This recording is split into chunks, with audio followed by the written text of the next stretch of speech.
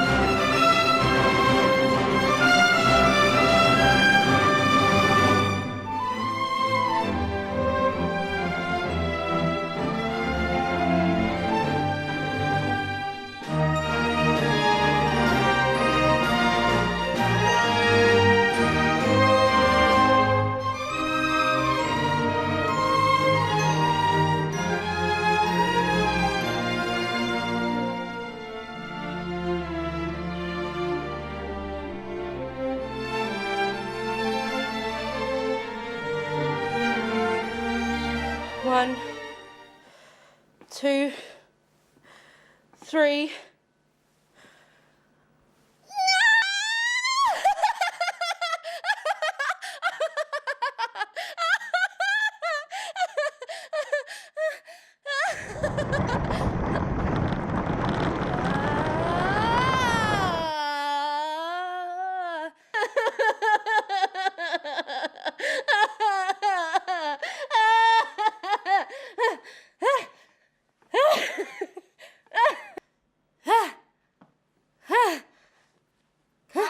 Oh, thank God. Oh, never again. Ugh. Coming up next is a short film called Breaking the Mold. Damn it. It's about a boy whose dad wants him to be a footy player. Damn it. Ugh. But he doesn't want to be. Come on. I got it. I actually... Oh. Breaking the mold. We're here with the captain of the Carlton football team, Mark Murphy. You're late. Ran some extra laps after training. Extra laps. Self-conditioning. That's very mature of you, Jake. Your tea's in the oven. The peas will be a bit dry, but the rest will be all right. Thanks, I'll have off my shower. What's happened? Nothing, it's fine, I just rolled a little bit. Well, what? Your ankle? You're going to have to be careful, Jake. This is a big year for you, mate. I know, don't worry Dad, should still be fine for Saturday's game.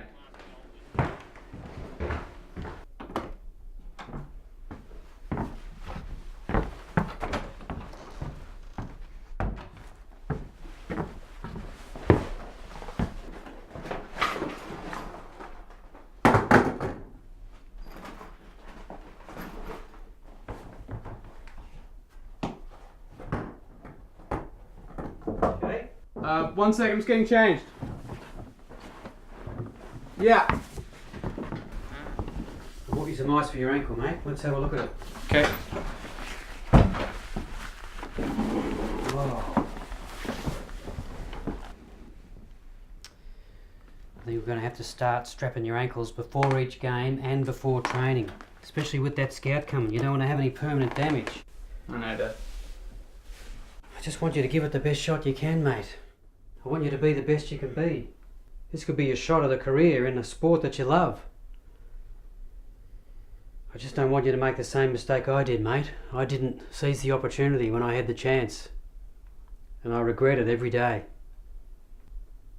Anyway, 20 minutes on, 20 minutes off for a couple of hours. That should do the trick with the ice, mate. Okay, Dad? Yep. I was wondering if I could go to the Geelong game this Friday night with Eric. Yeah, that should be okay. Just don't be out too late because you've got footy the next day. Okay.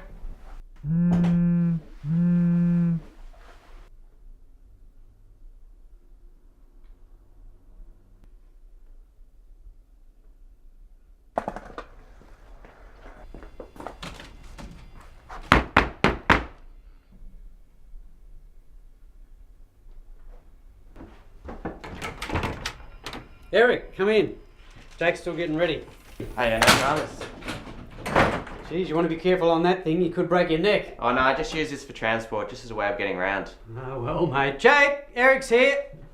Hey mate. Okay, see you, Dad. Okay, hope you have a good time. Jeez, Jake, be careful. What do you got in that bag? What's that noise? Mate, what's this? I don't want you riding one of these things. You could get hurt.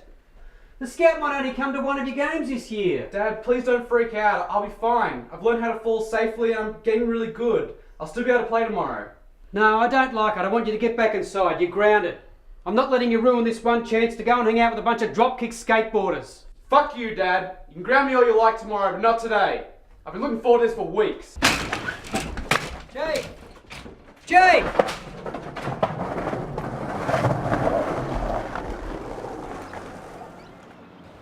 Dude, aren't you tired? You've been trying this trick for hours. Yeah, I'm wrecked, but you heard my dad. It's gonna be my last skate for a long time. Alright dude, you got this one next shot. Fingers crossed. I don't know how much longer I can take this. Let's see, dude. Come on man, next one, you've got this.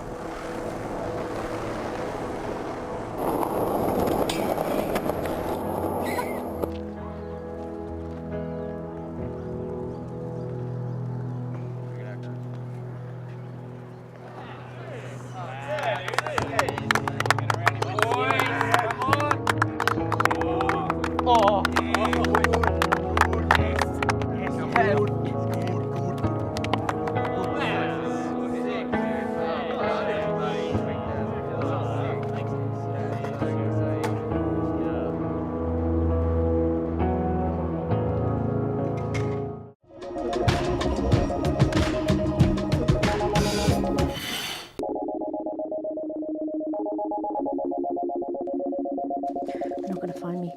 They can't find me. They're not going to Oh! Welcome back to Real, where we're taking a closer look at fear. By this point, you've probably noticed my handmade tinfoil hat. It's both beautiful and practical in keeping those government spies out of my brain. Shut up. Anyway, next we've got a documentary called That's What She Said. It's about a female comedian who's taking her field by storm. I couldn't do that. That's how they find me. If you want to find me, use the hashtag #RealFear to, it's the only channel the government can't track. They've found me.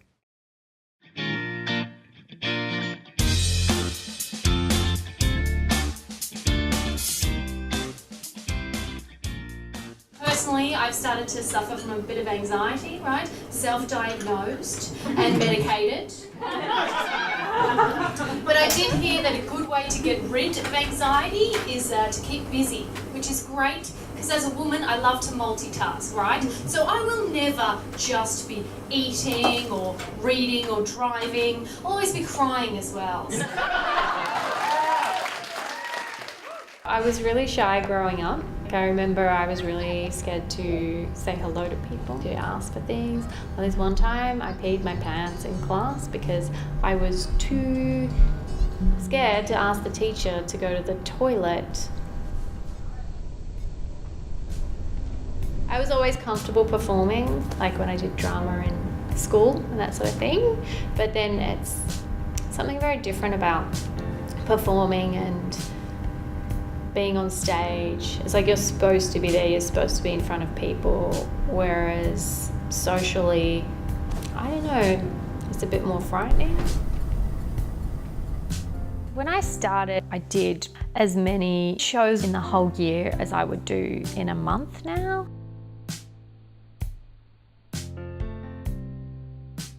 In a way, I felt like it was a lot easier at the start because no one knows you. So if you do like a 5-minute set, all your jokes get laughs, people are like, oh, that's great. Like you've just started doing comedy and you're always already showing a lot of potential at it, you're getting people laughing, that's really good. Whereas when you're a few years in, people are like, you should be good at this. Like.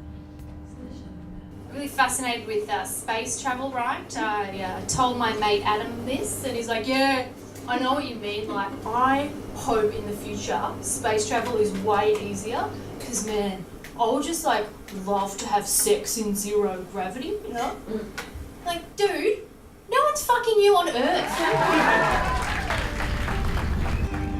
I've like written and performed 2 solo shows, which is kind of a big thing. Like, day to day, you work doing gigs and that sort of thing. It doesn't feel like you're doing, like creating something. But after doing seasons at festivals, you think, oh, actually I have put a lot of work over the past few years and created shows and that sort of thing. So it makes me feel like, oh, I can, you know, come up with something that people enjoy, which is super cool. And it makes me not think that I'm a total lazy slob. So that's awesome. I let myself be down and upset about a gig that goes badly for 20 minutes, and I let myself be really happy about a good gig for 20 minutes.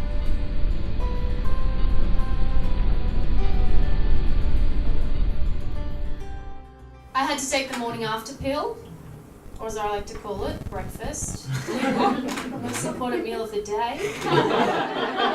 You shocked at that? It's amazing, right? It's retrospective contraception. Like, that's incredible.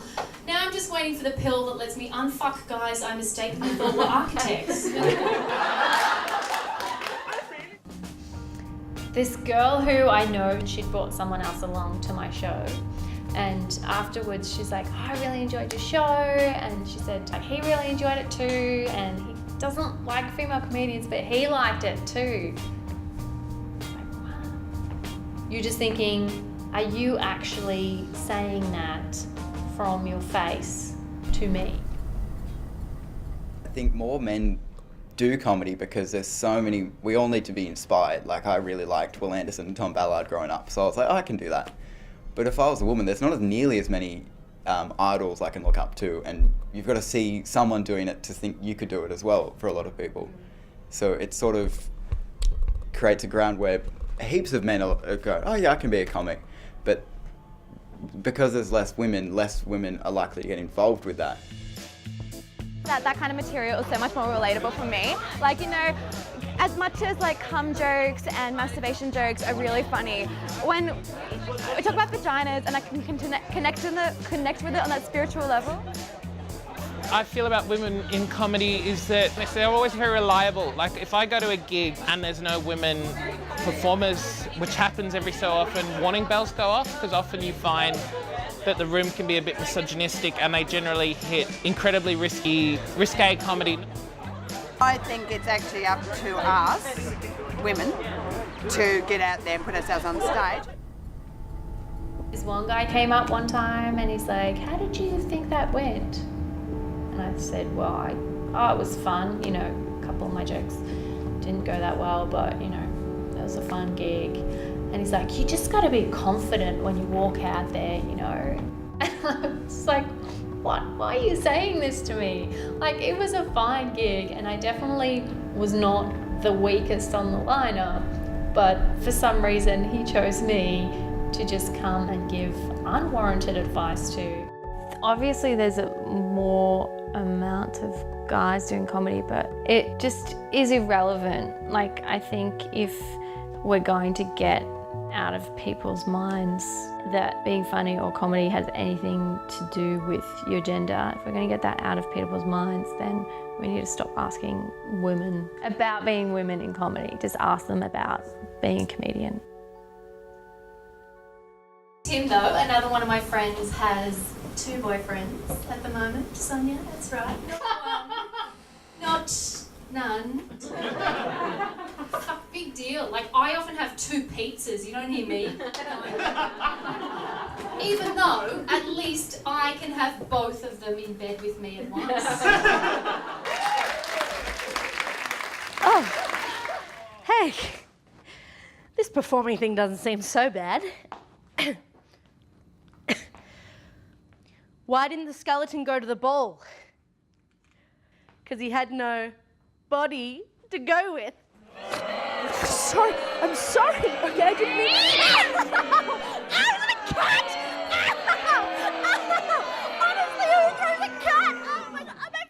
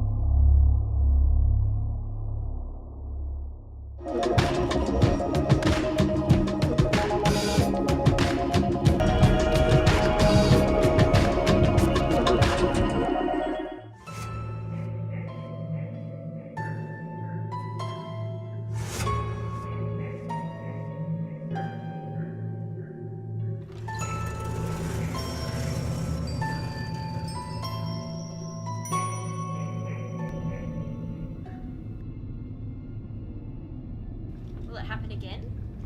Well, I don't remember.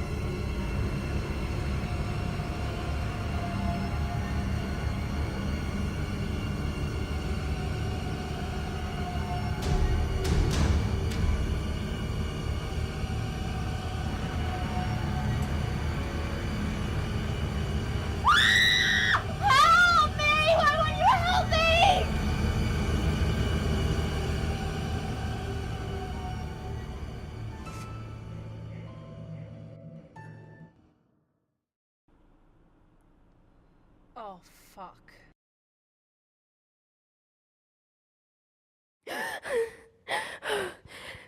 Welcome back.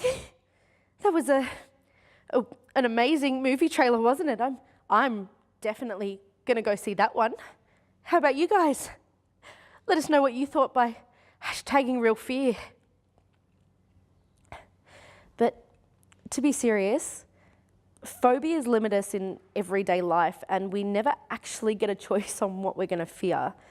But if we keep labeling it as something it's not, we're never going to overcome it. Our next segment looks into what constitutes a phobia and whether or not it's actually a real fear. Phobia. A persistent irrational fear of a specific object, activity, or situation that leads to a compelling desire to avoid it. It is a type of anxiety disorder defined by the persistent fear felt. Some common phobias include trypophobia, a fear of irregular patterns or clusters or small holes or bumps. arachnophobia, a fear of spiders, or acrophobia, a fear of heights. But homophobia, is it a real phobia? In 2007, a study by the University of Arkansas showed that homophobia originates not out of fear or anxiety as true phobias do, but from feelings of disgust. They asked 138 participants to complete a series of surveys. The index of attitudes towards homosexuals, the sexual attitude scale, the disgust emotion scale, the Padua inventory, which assesses contamination obsessions, and 3 questionnaires that measured levels of fear and anxiety. The results showed no connection between attitudes about homosexuals and measures of fear or anxiety. However, results from the index of attitudes towards homosexuals was connected with results from the sexual attitude scale, the disgust emotion scale, and the Padua inventory. Fear causes you to have an elevated respiration and heart rate, and it inspires a flight reaction, where disgust triggers your heart rate and respiration initially, but it then calms down shortly after. According to the University of Arkansas, these different emotional reactions can lead to very different behaviours. They say that the same emotions that mediate attitude can mediate behaviour. If fear mediates avoidance, other emotions may mediate attack. That distinction becomes very important when what a person intends to avoid or attack is not an animal or an inanimate object, but another human being. University of Arkansas Professor of Psychology Jeffrey Law says, "If we start to consider negative attitudes pathological, implying that there's something medically wrong with prejudiced people, that they're somehow sick with their own attitudes, that seems to be misguided." So I'm backstage at the moment. I'm about to go on. Oh my God, are my scratches still here? Oh no. Oh my God. Everyone's gonna see them. Oh, I hate cats. Eve, we're ready for you. Oh, okay, I hope I know enough phobias to get me through the game show. Wish me luck. Oh shit. Good evening, everybody. Welcome back to Australia's third favourite game show, 5 Fast Facts About Phobias. I'm your host, Josh McAwesome. And this is our contestant, Eve. Eve, how's it going? Good, thanks, Josh. Fantastic. Let's get on with the show. Number 1, we've got antideophobia, okay? I want you to fill in the blank. Even though this creature is cute, there's still a phobia for it. Antideophobia, the fear of somewhere in the world, a blank is watching you. Cute. Bunny rabbits? No, it's a duck. Moving on. Papaphobia. You can use this phobia as an excuse to stay home on Sunday mornings. Papaphobia, it's a fear of, I'll give you multiple choice, okay?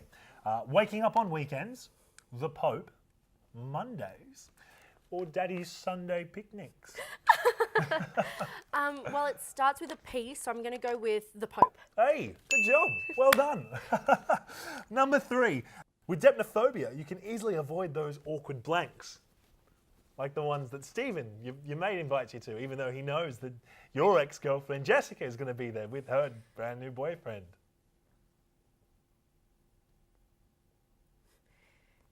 Parties? Yeah, it's parties.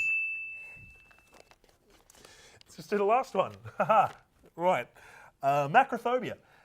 Doing groceries at Woolies would be a nightmare for those people with macrophobia. The fear of food, plastic bags, doing groceries, or not finding the 88% dark chocolate that your ex-girlfriend Jessica really, really likes. Jessica, please, can you just come back to me? She's with someone else. No, she's not. Get over it. She's mine. Thanks for tuning in, guys, to 5 Fast Facts About Phobias. See you next week. Bye, everybody. That's it for tonight's episode. And sadly, we're also at the end of this season of Real. We want to give out a huge thank you to everyone involved, but especially to you guys at home. You've stuck with us and joined in using our hashtag RealFear. Because like they say, no pain, no gain. I hate this job. Bye-bye.